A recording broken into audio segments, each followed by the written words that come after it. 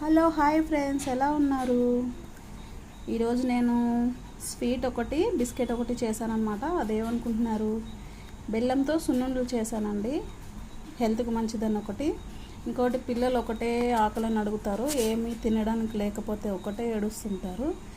ఎప్పుడు ఇంట్లో ఇలా ట్రై చేస్తూనే ఉంటాను, ఇంట్లోనే ఫుడ్ పెడతానన్నమాట.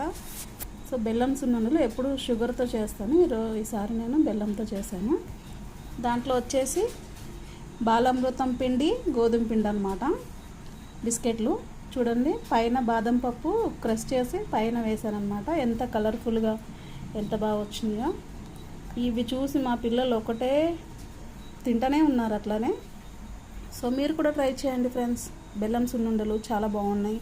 ఈ రెసిపీ మీకు కావాలా బిస్కెట్స్, నాకు కామెంట్ చేయండి, నేను కంపల్సరీ మీకోసం నేను మళ్ళీ వీడియో తీస్తాను. సో ఫ్రెండ్స్, ఈ వీడియో నచ్చినట్లయితే like and share and subscribe.